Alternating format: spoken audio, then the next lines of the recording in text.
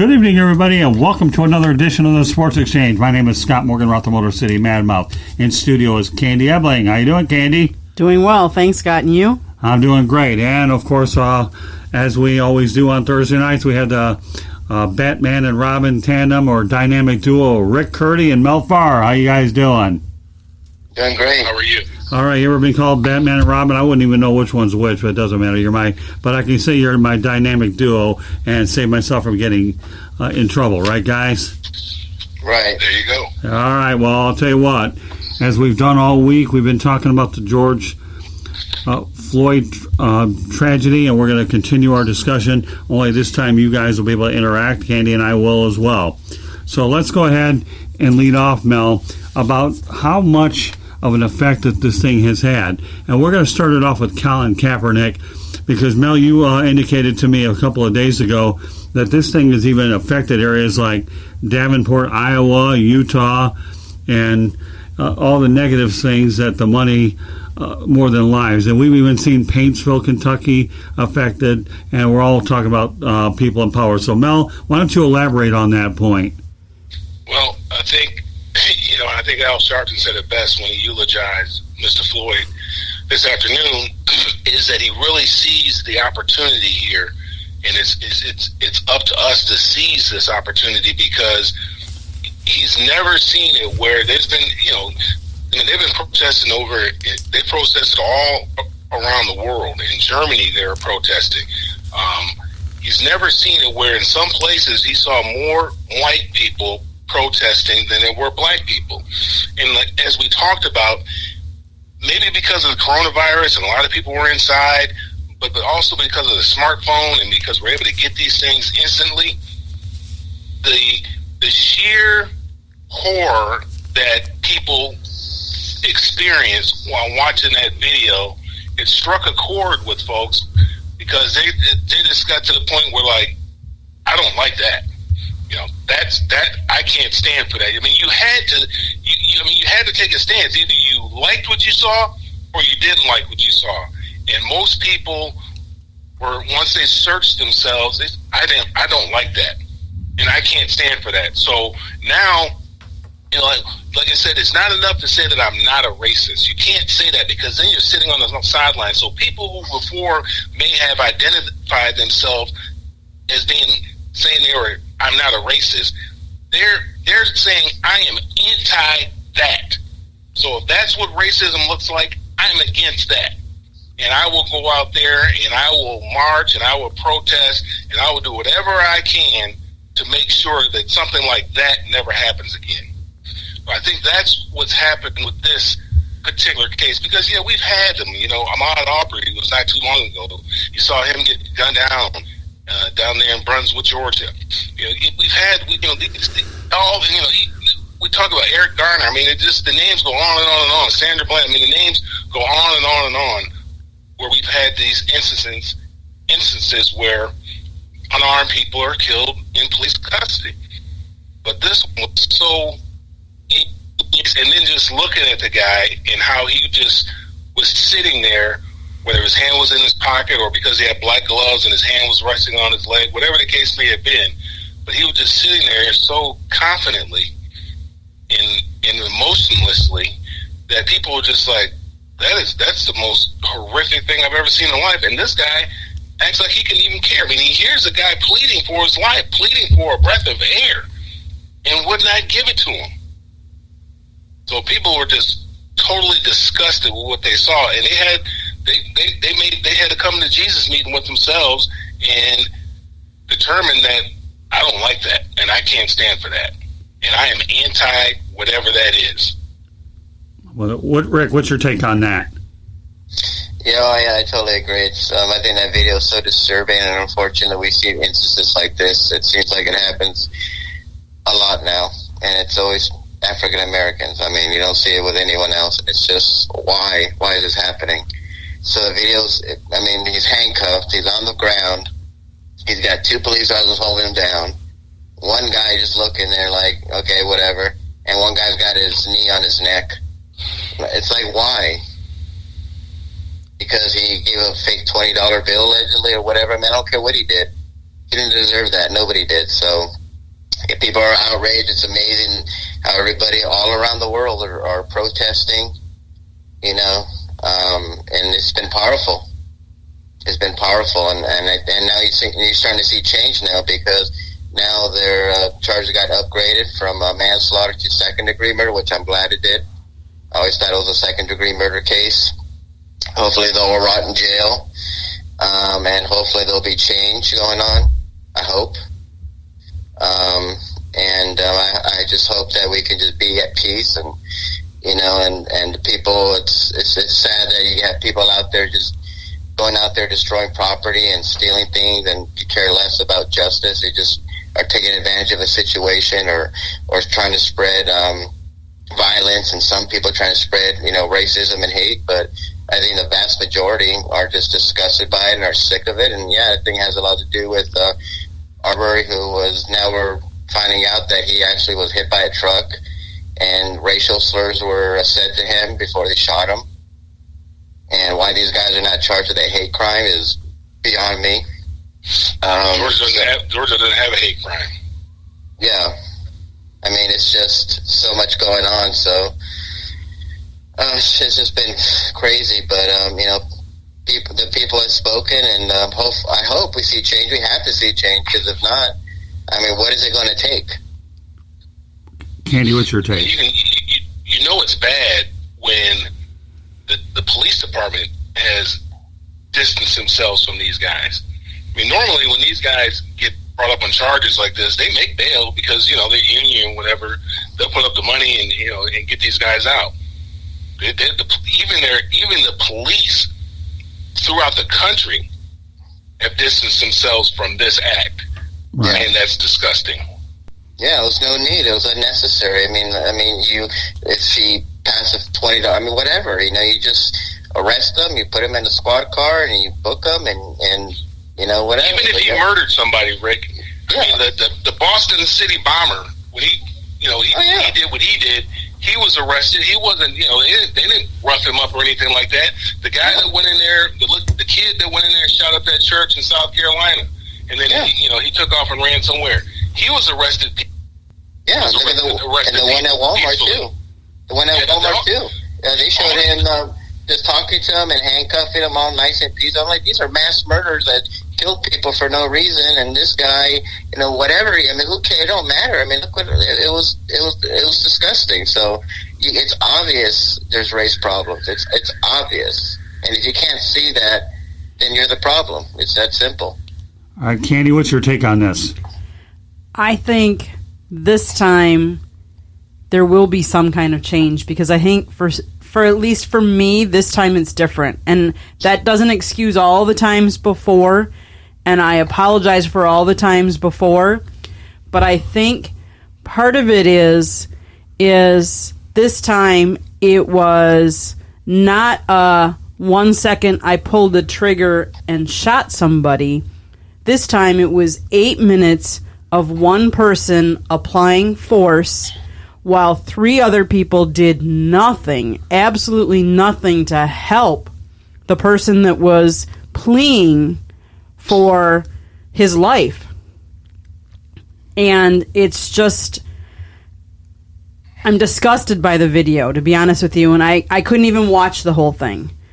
And I honestly think it's going to start to prompt us with all the protests. I don't know how far the change will come, but there will be change. Will it be as much as there should be? I hope so.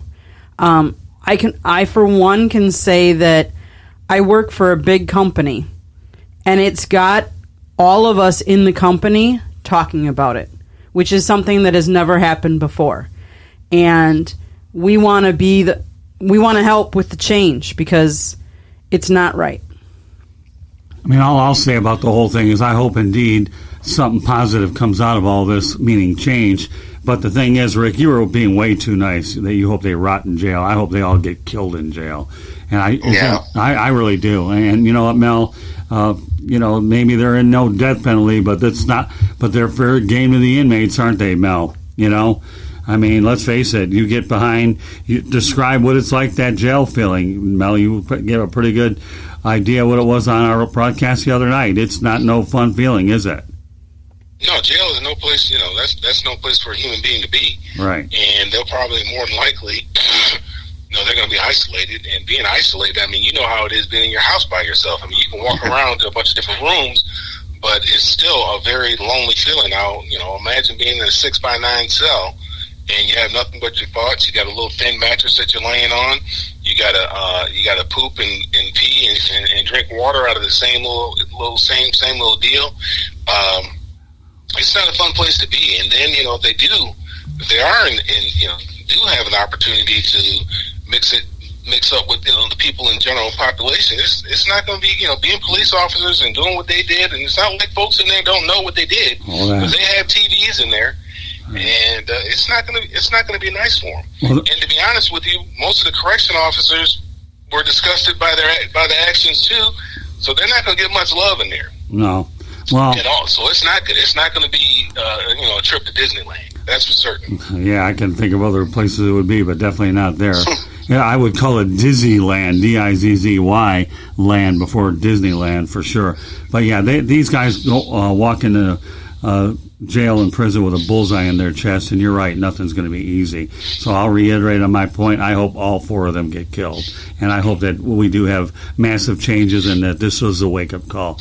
With that, Mel, you brought up a pretty interesting story about your experience with law enforcement.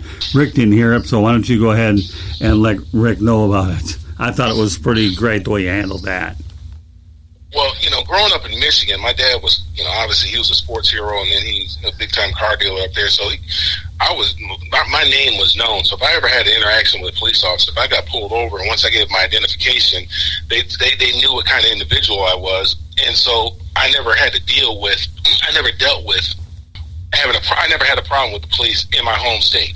Now, once I went to school in California, you got to understand, this is back in 1984, and this was in the midst of, Ice Cube, NWA, with their song F the Police, all that kind of stuff, because of the way that they policed out there in California.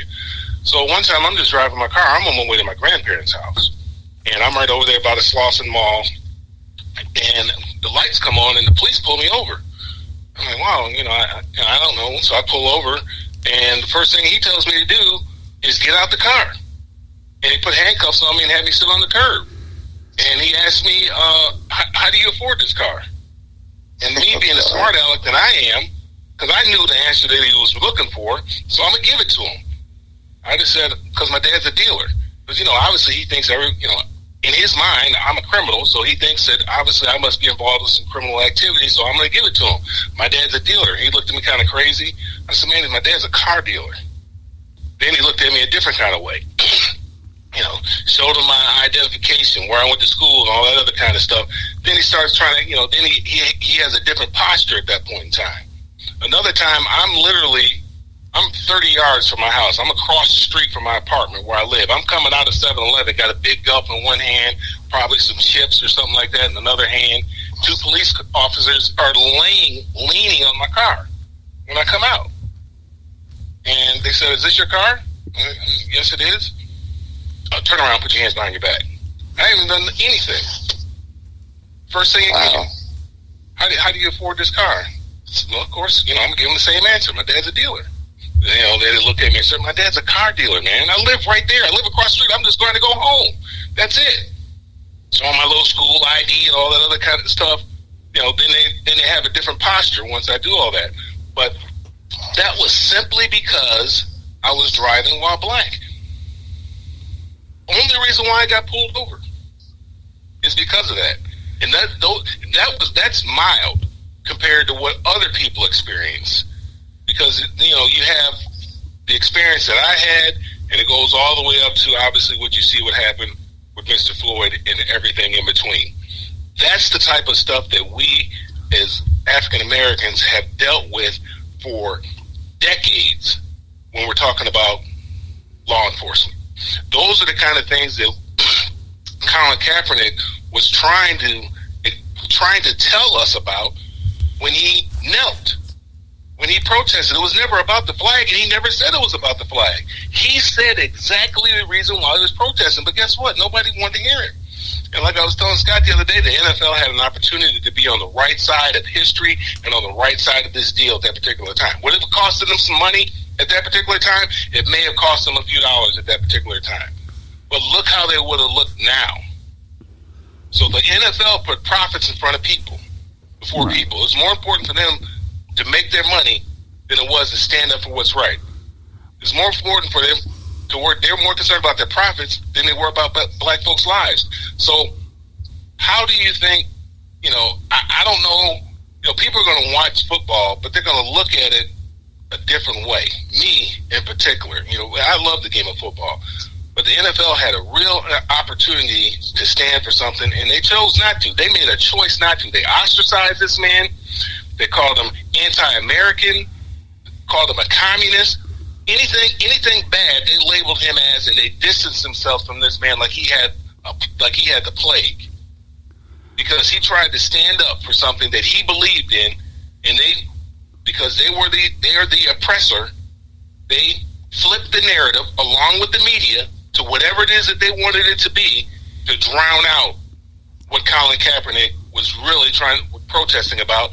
And here it is. It's ironic that it's this man's knee on his neck, on one knee on my man's neck, and Colin Kaepernick's protest was on being on one knee. Yeah, that's true. Let me go over, and I'm glad you brought that point up, Mel. That leads me into my next point, all right?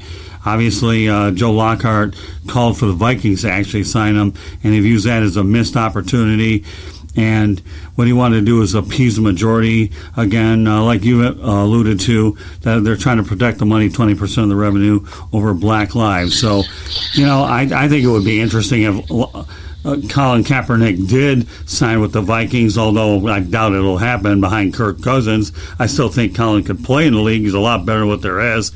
Do you feel that he should be invited back into the league? And Joe Lockhart admitted that the NFL aired, just like you've talked about, like we talked about. And right now, but again, Joe Lockhart, let's face it, he's only doing what, the commissioner and all the other higher-ups are doing. But he hasn't been shy about this whole thing. And using the Vikings as a reference was obvious. So what's your take on what Joe Lockhart talked about? Mel? All right, I'm sorry. Aaron Rodgers was on. I had my phone on mute.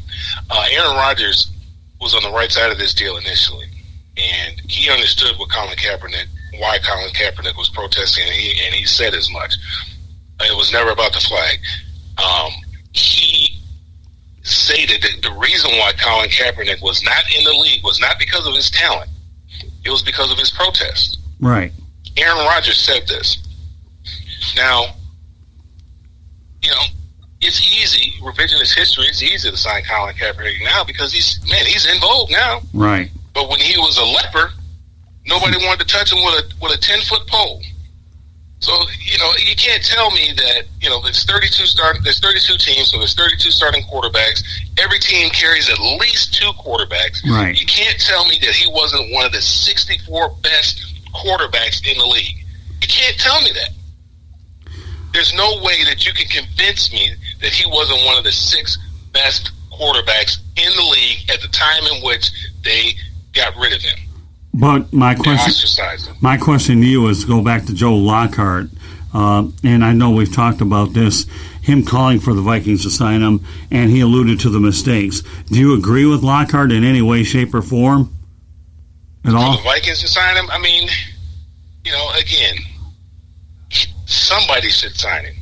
It doesn't matter to me if it's the Minnesota Vikings. People are going to see it for what it is. If the Vikings go ahead and sign him now, it's too late. Right. Okay. It's too late. People are going to, the fans are going to be like, man, miss me with that. Why didn't you sign him back in 2016, 2017 when nobody else wanted to touch him? Good point. But now, no, it's not going to appease anything if that's what you mean. It's not going to change anything because people are going to see it exactly for what it is. Right, so you don't view it as a missed opportunity at all right now. It's just too late. Is that correct? No, it's not a missed opportunity at all, man. They missed opportunity 4 years ago. Okay. That was a missed opportunity. Rick, your thoughts? Oh, yeah, I totally agree. I mean, it's obvious like why Kaepernick signed up the leagues because of his protests. And that just shows you the hypocrisy of the NFL. I've been saying this for years, and people bash me because I tell people I don't really watch NFL games because of their hypocrisy. You know, they have players on there that beat up women. They have players on there that get arrested for gun charges, for just doing horrible things. Look at Adrian Peterson. And then you got a guy who did a peaceful protest, whether you agree or disagree, and he's been blackballed from the league. It's obvious why he's not in the league. And I agree with Mel. If you sign him right now, people are like, oh, yeah, now they sign him. Of course they're going to sign him. So, because he's been saying this for the last 3 or 4 years. And I'm not surprised that the NFL missed this opportunity because, they just don't care. I mean, they really don't care. It's all about money. And, it's just, they're just protecting their brand. So they just stayed away from it because, if they came out with it and said something, people would be like, yeah, but you got Kaepernick who you don't sign. So, they look hypocritical as usual, and they just don't care because it's all about money for them. So, but for Kaepernick to get signed, it's too late because if someone signs him right now, it's going to be obvious. Like, well, yeah, now you sign him. Why couldn't you sign him before? Right. I mean, look at Jacksonville. I mean, they signed Mike Glennon. You're going to tell me that Mike Glennon is better than Colin Kaepernick? I don't think so. Mitchell Trubisky, Minshew. I mean, you got starters there and players there. They're like, why are they in the league? And this guy, Kaepernick, he's diminished, but he'll be a great, backup quarterback. Took a team to the Super Bowl. So it's too late. It's too late, And when he wasn't signed anymore, I said his playing days are over in football. Yeah, Rick, so it's not going to happen. You made an interesting point. There's no question. I think Colin Kaepernick is better than Mike Glennon, Mitchell Trubisky, and Gardner Minshew the second. I didn't even know Glennon was in the league. I thought he was gone. I was like, Mike Glennon? I haven't heard about him in years. Yeah. And you're going to tell me that Mike Glennon is better than Colin Kaepernick? Are you serious? Well, that's just the way the cards are. So let's go back to Derek Chauvin again. 18 complaints. Why was he still employed, Mel? Man, that's a good question. I mean, I wish I knew. I was having this conversation on Facebook. You get all kind of stuff, man. You still got people that are like the Drew Brees and, say something, like he said, and, try to always make it about something other than what it is. But this particular gentleman was talking about, he was focused on the people rioting and, how he's so dead set against the rioters and the looters. And I said, hey, look here. I understand. I'm for peaceful protest too, but I understand. All I'm saying is, you should have a little empathy for them. You should be able to understand when a person gets fed up. And it's hard to get somebody to really understand where people get fed up to the point where they act out and do some of these things. Now, granted, it wasn't all the protesters that were doing this, but they did have some part in it. There were some of them that did take advantage of it. Maybe once they saw the instigators going out there and doing stuff, they went ahead and went along and did some things as well. But it's very difficult. Like I said, we're having this conversation, and he's saying, well, why don't they police themselves? The good protesters, how come they didn't police the bad protesters and get them out of there? And I said, well, they always say, we always hear that in the police department it's just a few bad apples. That's how they like to term it. It's a few bad apples. Yeah. And I said, well, why don't the good apples police the bad apples? Why aren't the good cops saying, hey, man, this guy's a bad cop, man. We need to get rid of him. He makes us all look bad. So I don't, obviously, because like I said, yesterday, the system isn't broken. The system is working exactly the way in which it was designed to work. So the problem is the system. The system has to be torn down and built back up from the foundation. It has to be torn down all the way to, past the studs. You got to demolish the whole thing. And then you got to rebuild the system where we have a fair and just system for all people, not just for some people. Okay, Mel, you talked about a quote that Dr. King, he says that rioting is the language of the unheard. Why don't you elaborate on that more, and then we'll all have a little input. But you lead off with this one, Mel. Yeah, it came to a point, Dr. King was obviously, he believed in peaceful protest, but it came to a point in time where he understood why people resorted to that. It's just like, Colin Kaepernick 4 years ago, he tried to tell everybody, hey, this is a problem. nobody would listen. All they wanted to do was point fingers at Colin Kaepernick, say he was anti-American, he was a communist, and they ostracized this man because he took a knee and he was disrespecting the flag by taking a knee. And actually, taking a knee is actually the most respectful thing that you can do. Right. I mean, desecrating the flag is wearing a bucket cap with the flag on it. You know, they don't say anything about that. When women have bikinis with the flag on it, they don't say anything about that. But that's not supposed to be done. That's desecration of the flag in the true spirit and letter of the law. That is desecration of the flag. So, you know, we get. I lost my train of thought here a second. That's all right. What was the question again? I'm sorry. No problem, Mel. We're just talking about Dr. King writing as a language of the unheard. So Dr. King, you know, he understood why people resorted to violence because nobody was listening to their cries. And nobody listened to Colin Kaepernick. All they wanted to do is point fingers at him and shame him and anybody else who agreed with him. You know, all the NFL owners. And the thing that I'm really upset about is I haven't heard a word from Jerry Jones, but he said a whole lot when we were talking about kneeling. He had a whole lot to say. Obviously, we know what the president had to say. He called them sons of bitches. You know, he said, you know, we need to, you know, and to me, that's very offensive because now you're calling my mother a bitch, and I got a real problem. You and I have a real problem. Like I'm talking about, if I see you in the street, I'm gonna hit you in the jaw problem. That's the kind of problem that we have because you called my mother out of her name. So, you know, that's, you know, so you know, here we. So, you know, that's what he was saying, man. I mean, what else do you expect the people to do? What else do you expect them to do? I mean, they get so upset. They're so frustrated. And again, he wasn't for it. But again, you know, you have to understand. You have to have empathy for these people. When you've tried all else and all else has failed, what else are you left with? Because the only thing that this country cares about, obviously, that property is more important than people. So what do? They attack the people.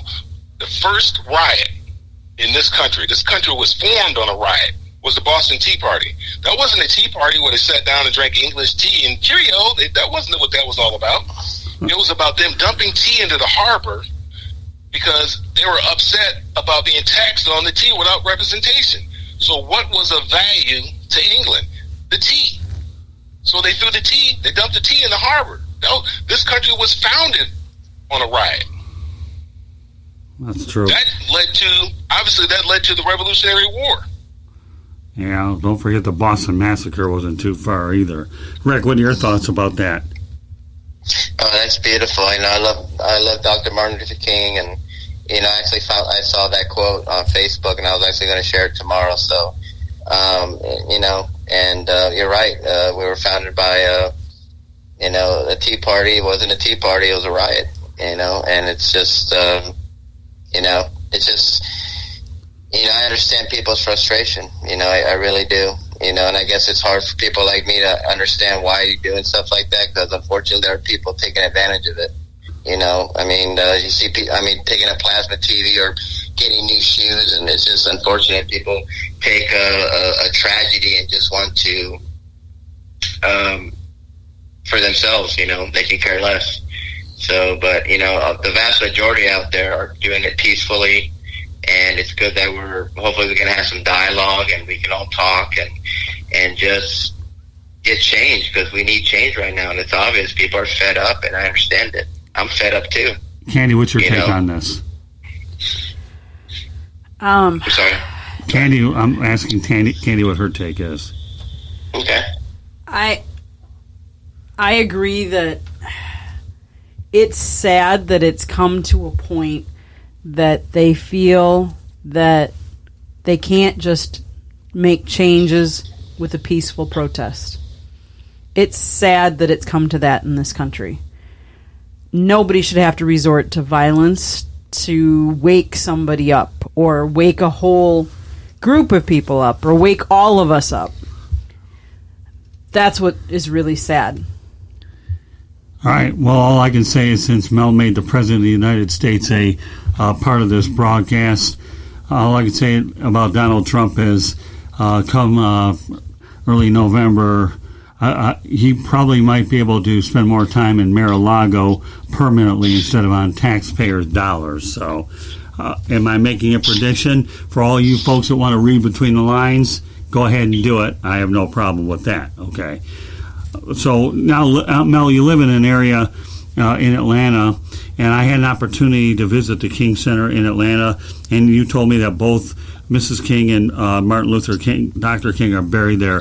How important is it for the average individual to take a ride by and pay tribute to both of those incredible individuals? I am, in elementary school, you have to understand, I grew up in an all-white neighborhood, so I went to school, and so we weren't talking about Black history way back then in the 70s. So I was always drawn to this man, Dr. King. Every book that was in the library that was about Dr. King, I read, and from cover to cover. And there might have only been a few books in there about him, but whatever books were in that library at Conant Elementary School, I found them and I read them. I was always in awe of him and his wisdom at such a young age to do what he did, and try to get a little insight as to what moved him to do what he did, obviously. And so anytime you have an opportunity to experience something or someone like Dr. King, you're going to learn something, or at least you should learn something, or you should want to learn something, and just kind of try to put yourself in his position at that time in this country. Back in the 60s, down here in Atlanta was a whole different world than it is right now. And because of the efforts of Dr. King and the other people that were with him, Atlanta's a very progressive city, much more progressive than, many cities across this country. And it's basically, a tribute to him because of him and what he did. So I think that anytime somebody wants to come down here, comes down here, they should definitely visit the King Center so they can get, a history lesson on what took place down here in Atlanta, not too long ago. In the grand scheme of things, it wasn't too long ago. Granted, it might have been 50, 60, 70 years ago, but, right. Really in the grand scheme of things, as far as for us, that wasn't too long ago. And then obviously for a younger generation to learn about Dr. King and what he stood for so that they know what they have to do going forward. Well, I'll tell you this. It's on my bucket list for Candy to see it. I just have to get it to Atlanta when I'm not on the midnight ride of Paul Revere or the midday insanity of the traffic out in Atlanta. But that's certainly something I want to do. I think we could probably all agree on that. At least Mel and I do, that Muhammad Ali is an idol of both of ours, right? Is he one of yours, Rick and Candy? How would you rank Muhammad Ali into the big grand scheme of things? Oh, he's totally up there. I mean, the man lost his heavyweight title because he didn't want to fight in the Vietnam War. And he was called, like Kaepernick, anti-American, and he said, I think one of the most eye-popping things, he said, well, why am I going to go to a country and kill people that I don't even know? And he lost his heavyweight title, about it. So, yeah, he's definitely up there. Absolutely. Candy? He's an icon in all of sports. I mean, he's looked up to by so many. And I don't remember firsthand a lot of his fights. I remember some. But the image of him lighting the Olympic torch, is one of those memories that's ingrained in my brain, and I'll forever remember. All I can say is I'm proud to have met him, and I'm proud to have had his fist on my jaw. Even when he had Parkinson's disease, it didn't matter. A picture's worth 1,000 words, and it didn't matter what he said. That jaw looked pretty good around.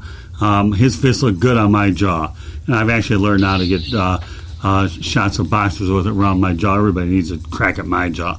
Now, some thoughts about Muhammad. Well, I mean, obviously he's one of my heroes growing up, and I had the opportunity to meet him too. It was later on once he had Parkinson's and whatnot. But I mean, I rounded up all my kids to make sure they could go meet the champ, the greatest. And again, with him, with my fascination with him, he was so articulate for a guy with limited education. Obviously, his education probably wasn't as good as most, but he took the time to educate himself, where he was so articulate that he could have a conversation with anybody. It didn't matter. He could talk to somebody in the crack house or the White House. He could have a conversation with anybody. And I was always, and he had a rhythmic cadence to his conversation, or to the things that he said, and very intellectual. And his stance, to take that stance, when he took that stance, obviously it wasn't very popular. And obviously, like Kaepernick, but to a much worse degree, he was ostracized. He was called anti-American. He was called a communist because he would refuse to go into a war that was because it was against his religious beliefs. And he said it very clearly. He had no problem with the Viet Cong. He said the Viet Cong didn't call him the N-word or anything like that.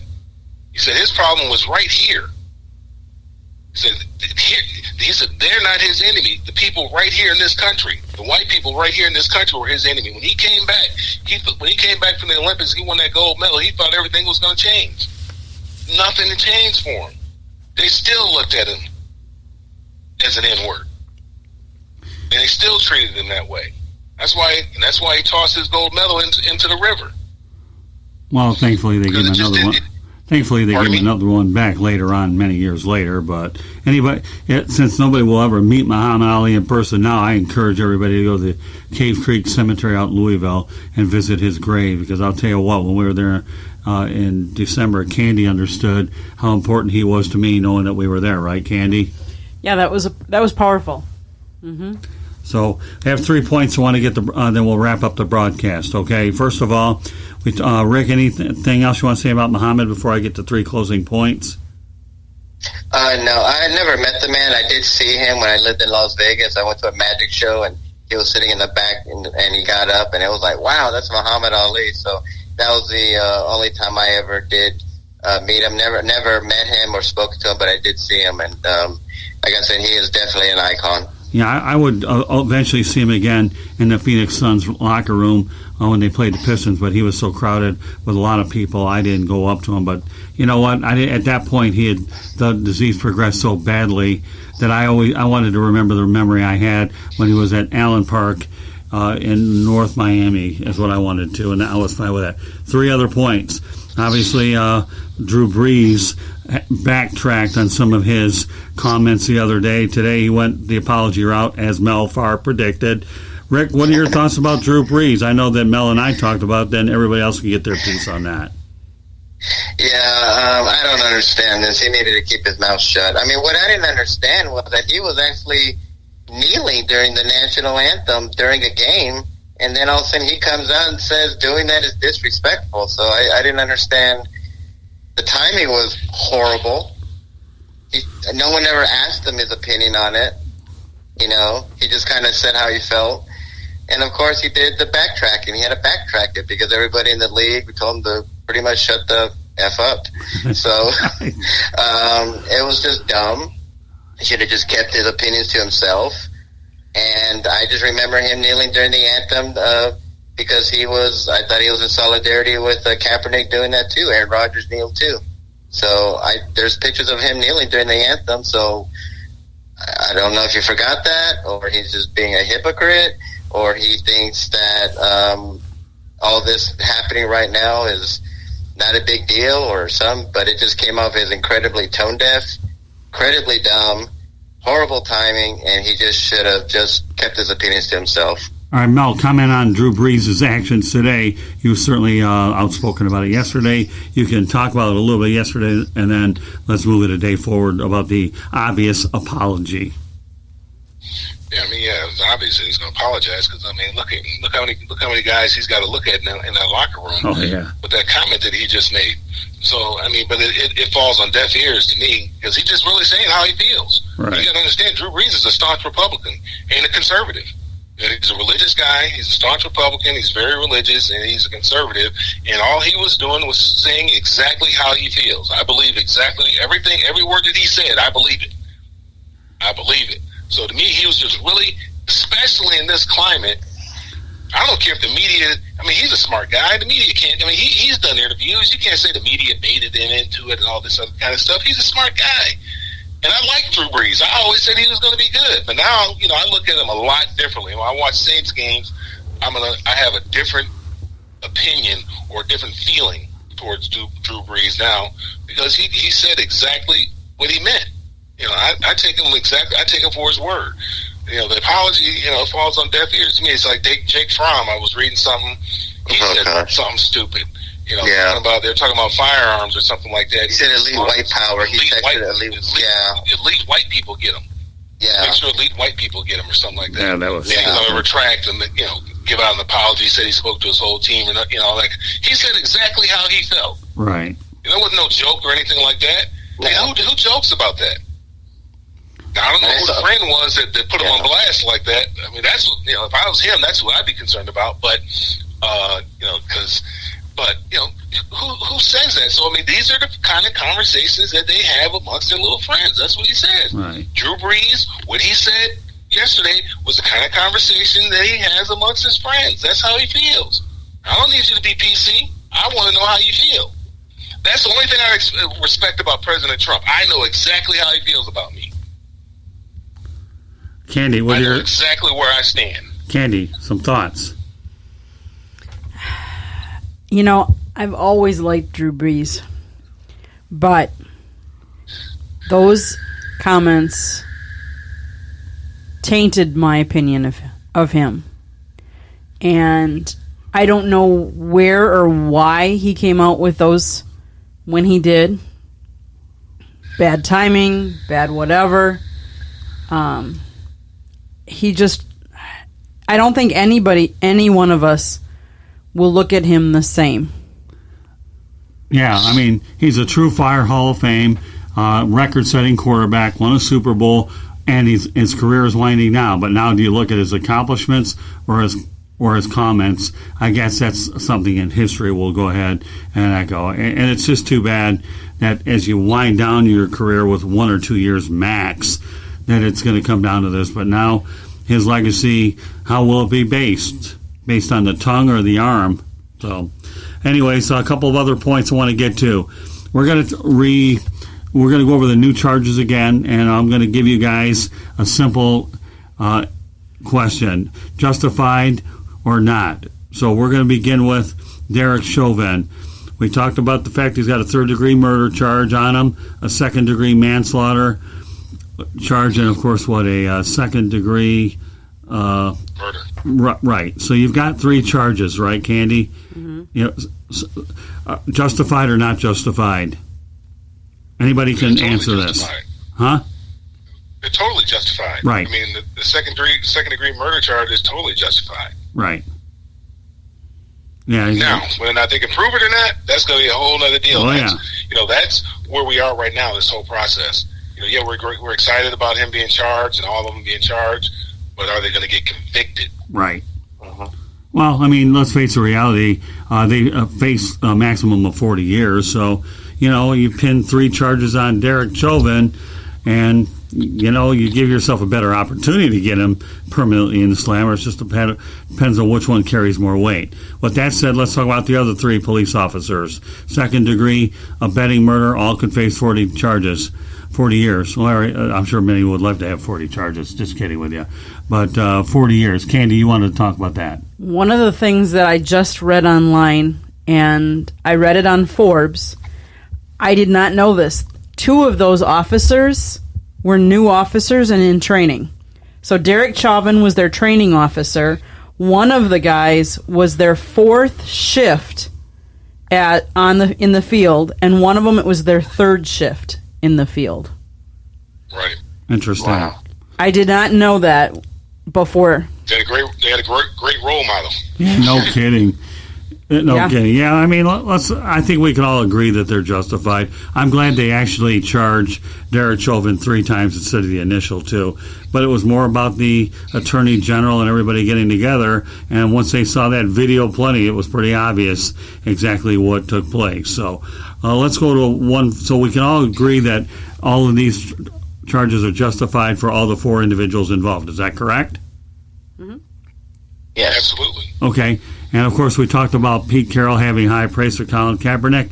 Wouldn't sign him. And I guess anybody can have high praise for anybody as long as you don't have to have a contract for him. Any thoughts from any on Pete Carroll real quickly? Yeah, where's this high praise for him back in 2016? That's my only question. Now you got high praise for him because, again, he's in vogue now. Okay, we can talk about Colin Kaepernick, man. Hey, he's the end thing to talk about now because he was right. We were all wrong. Right. He had that article talking about, we owe him a great deal of gratitude or whatever. Man, miss me with all that, Pete. Where were you when he needed somebody? Why didn't you put your arm around him back then in 2016? Why not give him a job back in 2016 when he needed a job, or 2017, whatever it was that he was out of the league? I think he was first started talking about this stuff. I think he was kicking the tires on it, but thought better of it. So, all right, in our last, but they brought him up there. Yeah, and they never talked football. He never worked out for them. All they wanted to know is would he still kneel? Okay. Would he still take a knee? And Colin never gave an answer. They never discussed a contract or anything like that. Right. So there you they go. weren't kicking the tires. Right. Well, that's true. They were not kicking the tires, but once Pete Carroll found out what he was or wasn't going to hear, then it's safe to say that opportunity went away. So let's go on to the final thing we're going to talk about. Rick wasn't involved in this, but we're going to go back to Grant Napier, Sacramento Kings longtime announcer. Grant Napier resigned on Tuesday based on a string of tweets with DeMarcus Cousins. All lives matter. He was the play-by-play guy since 1988. So I guess the question is where's this delicate balance of all lives matter and Black Lives Matter? I know we've talked about it, Mel, and he Napier went on and said, if it was dumb, I apologize, that it was not his intent. The only thing that works against Napier is that Donald Sterling, he actually backed him with the LA Clippers, and we all know that Sterling got run out of the league by Adam Silver. So again, Mel, reiterate your point. Rick gets an up crack at this. Candy does as well. Well, that was kind of the catchphrase that was used to kind of drown out or overshadow Black Lives Matter. You had All Lives Matter, Blue Lives Matter, all this kind of stuff to just really try to drown out what the Black Lives movement was all about because nobody took it seriously. Again, everybody thought everything was great. There's no racism. You got LeBron James making all this kind of money. You got this person. You got Steph Curry making all this kind of money. You got Kevin Durant. He's making all this kind of money. You got Oprah. Michael Jordan owns a basketball team. There's no problem. There's no racism in this country. Why don't you guys just shut up and be happy? That's basically what that said. And so with him, especially right now, in this climate, again, he's trying to take away from what is really happening. Yeah, we all know all lives matter. That's an obvious that all lives matter. But there's a subgroup underneath there whose lives have not mattered based on the data. Right. Based on the facts. Based on the way the system is set up. Their lives have not mattered. So the movement came along that Black Lives Matter. We wanted to stress that point, that Black Lives Matter. For him to come out and say something like that, it's just like, forget about what you're saying. All lives matter. Let's focus on that. And let's not really deal with the problem. That's just not one of the deals. It's just one of those insensitive comments, no different than what Drew Brees said and at the time in which he said it. Now, he may feel that way, but you don't need to see it at this point in time. Right. At this point in time, it was time to fall in line with everybody else because, again, you can't stand on the sidelines. So you're either a racist or you're anti-racist. You can't just say, I'm not racist. Yeah. You're either a racist or anti-racist. And by making that kind of comment, he kind of falls on the side of, the racist side because he's not listening. So it's either he doesn't know or he just doesn't want to know. I don't know which one it is. I don't know. Yeah, well, I guess when you make the wrong statements at the wrong time, you don't know what you're really talking about. That's definitely, he committed career suicide. Rick, you want to have a quick thought on this one? Yeah, again, with the whole Drew Brees, stay off Twitter. No one asked him about his opinion. No one cared what he had to say. He just had to say it. And like Mel says, of course all lives matter. I believe in all lives matter. We all believe in all lives matter. But with Black Lives Matter, what they're saying is that just look at us right now, okay? Because look what's going on with us, with police and shootings and killings and stuff like that. We're not saying that it's all about us. We're saying just help us. And we need everybody's help to help us. And that's what that means. It's not saying that just focus on us and forget all the rest about you. That's not what Black Lives Matter is. It's about, let's just help us right now, because look what's going on. You don't see a white guy getting shot by police or being harassed. It's African American people. And Black lives does matter. All lives matter, but Black lives matters too. And we just need your help to help us with this, because it's just, the scales of justice is just, it's not right. It's just not right, especially in prisons. You know, it's predominantly, you know, African American, Latino people. You see, you know, whoever commits a crime, you always see a white person get a lesser charge than a minority. It's sad. It's disgusting. It shouldn't be like that. Why it's like that? And for people to think that racism was over, it's not. It's always been there. I mean, look at the NFL. Look at the head coaches. How many of them are minority coaches? Right. Why do you think they came up with the Rooney Rule? And the Rooney Rule hasn't worked at all. So, I mean, it's there. And if you don't see it, then you're part of the problem. Yeah, they're even trying to incentivize the Rooney Rule. That'll be for another day to try to make it better. Time will tell. Candy, why don't you give it your thoughts? I'll give a quick thought, and then we'll wrap up the broadcast. The reason why we need to say right now Black Lives Matter is because there is so much discrimination, injustice, racism against them. And right now, until they are considered equal in all facets, there's no discrimination, no inequalities, no treated differently, we need to keep up saying Black Lives Matter. Because, of course, all lives do matter. But what about your thoughts about Grant Napier? 32 years working for one organization. Chances are he's going to be blackballed again. I would find it hard to believe. It would take a lot of work for him to get back in a position. It was 32 years with the Kings, and because of his unfortunate tweeting thing with DeMarcus Cousins, he's out of work. The radio station he worked with got rid of him, and then he obviously resigned, and the rest of it. What do you think about Grant Napier? He's in the media, right? Right. So he knows that his words matter. He knows that what he posts on social media, people are going to read and makes a difference. I, however, am not. I'm employed in a different field. But yet my employer has always told me, be careful what you put on social media, because you never know who's reading it and how they're going to take it. So what he said, I'm sorry. You need to own up, and you're gonna pay for what you say. Okay. There are consequences. I'll give you my thoughts on it. It's unfortunate that Napier didn't understand what he was saying, but unfortunately you learn the hard way in this business, because once you press send, everybody gets a hold of it. But I'm not defending him, because obviously he didn't understand the big picture. But nevertheless, in the end, Black lives do indeed matter, and I would be hard pressed to think that he may not be blackballed from another broadcasting opportunity down the road. It remains to be seen. Will people get second chances? I don't know. I'll put a TBD on that. But remember one thing: whatever you say with or without social media, I think we can all appreciate, especially us people that have understanding about L.A. Remember Al Campanis getting blackballed after that Nightline interview? Mel, we talked about that the other night, right?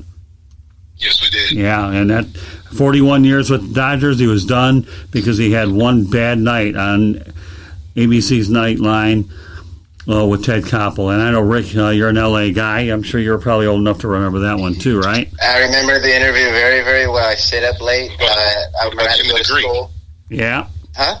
Oh, yeah, Jimmy the Greek. Yeah. Right. Absolutely. And then he said he was intoxicated, and I'm like, yeah, whatever, dude. Yeah, well, I mean it's always an excuse, and it's just, yeah, he was done too. Drunk, I remember drunk tongue speaks a sober mind. Yeah, right. Two people to tell you the truth. And beats and drums.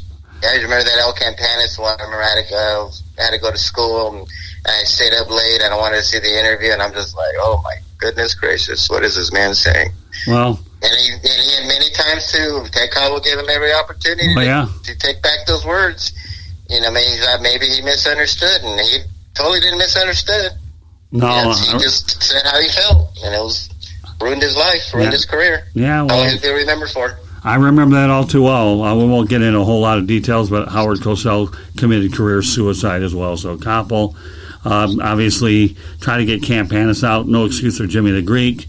And, of course, we talk about, unfortunately, Grant Napier and a lot of other ones, but I don't want to go too deeper into that.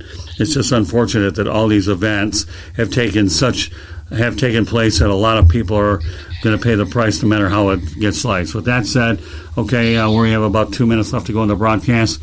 Just enough time for Mel Farr to lead off and let people know how they can go ahead and get a hold of you, Mel. On all social media, you can reach me at Mel Farr Jr., whether it's Twitter, Facebook, Instagram, LinkedIn, just Mel Farr Jr. Email is melfarjr@gmail.com, and you can follow what we're doing as far as with our social activities on melfar.org and find out what we're doing, when we're going to have a camp, and all those kind of things. Go ahead, Rick. You can contact me on our website at www.charlottebats.com. Our email address is cltbatsbaseball@gmail.com. I'm on LinkedIn as Rick Curti. I'm also on Facebook at Charlotte MLB or Charlotte Bats Baseball. And I'm also on Twitter at Charlotte Bats Baseball and on Instagram at Charlotte Bats. And I'll give you my long checklist into a 30-second capsule. You can follow us on Twitter at Tribune South. That's the @ Tribune South. Facebook, South Florida Tribune Gets It Done. Instagram, South Florida Tribune Gets It Done. Have a YouTube channel, South Florida Tribune. Boy, I'll tell you, 3 of a kind's pretty good, isn't it? And, of course, the website that you can hear these broadcasts on, www.southfloridatribune.com. And you can email us at southfloridatribune@gmail.com. And, of course, you can find me on LinkedIn, Scott Morganroth. You're listening to the Sports Exchange on the WSAN network. That stands for World Sports and News Network. Our other shows on the network include the Sports Exchange, the South Florida Tribune podcast, 108 Stitches Baseball Talk, The Real and the Rare, Fantasy Football with myself and Ryan Skolrud, Motorman and Rude Dog, and Mel Farr was on No Limits. How did you like your experience on No Limits? Had a good time. Yeah, it was a lot of fun. So, on behalf of Mel Farr, Candy Ebling, Rick Curti, my name is Scott Morganroth, the Motor City Madmouth.